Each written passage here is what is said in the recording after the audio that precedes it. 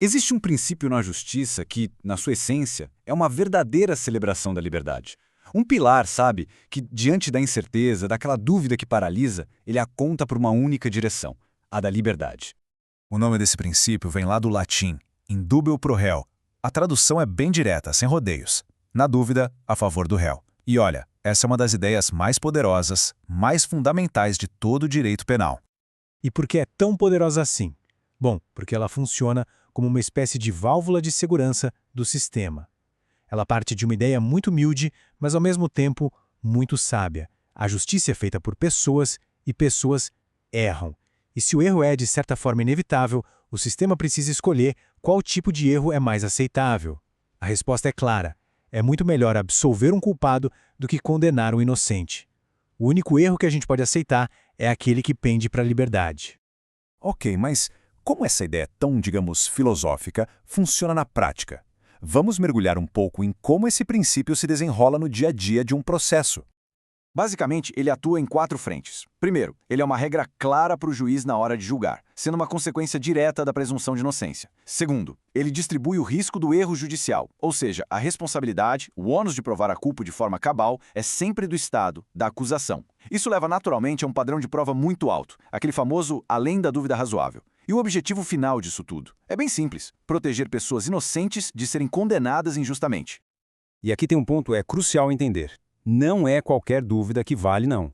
Uma dúvida que é só especulação, baseada em pura imaginação, ou em hipóteses que não têm nada a ver com as provas do processo, essa não é suficiente para absolver.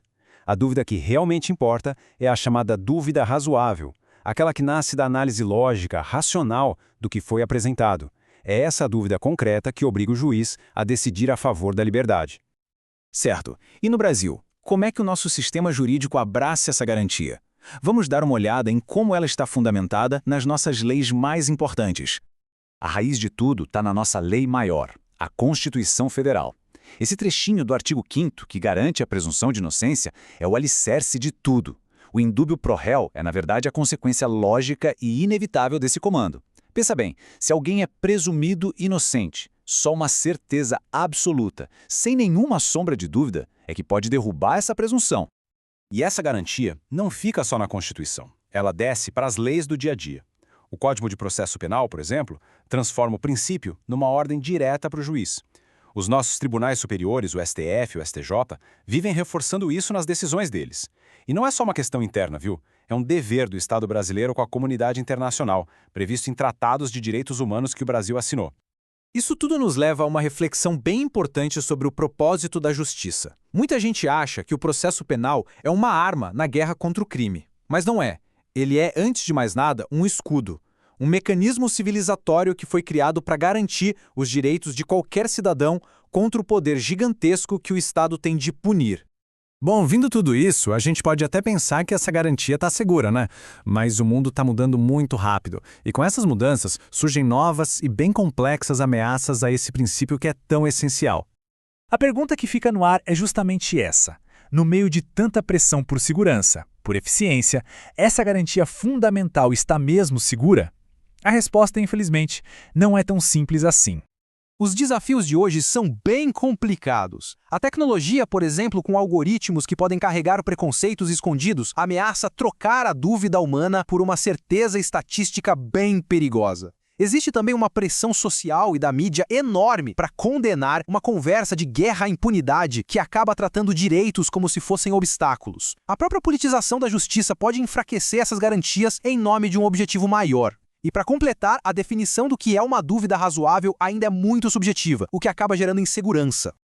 Então, diante de tantas ameaças, é fundamental a gente reafirmar por que, no fim das contas, a dúvida é tão importante para todos nós, para a sociedade inteira.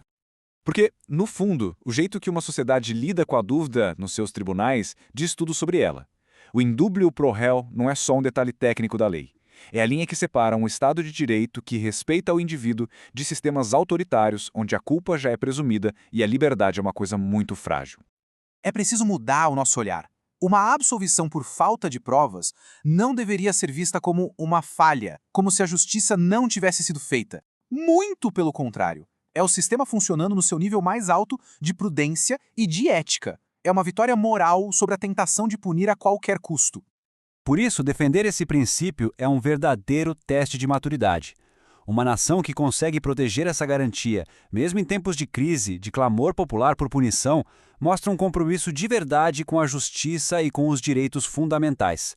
É saber resistir ao canto da sereia do populismo penal, que sempre promete segurança em troca de um pouco da nossa liberdade. E para fechar, fica aqui uma provocação para o futuro. Num mundo cada vez mais guiado por dados, por inteligência artificial, pela busca incessante de certezas absolutas, qual é o valor de um juiz que, em vez de certezas, tem a coragem de duvidar? Talvez hoje, mais do que nunca, a dúvida seja o ato mais humano e mais necessário da justiça.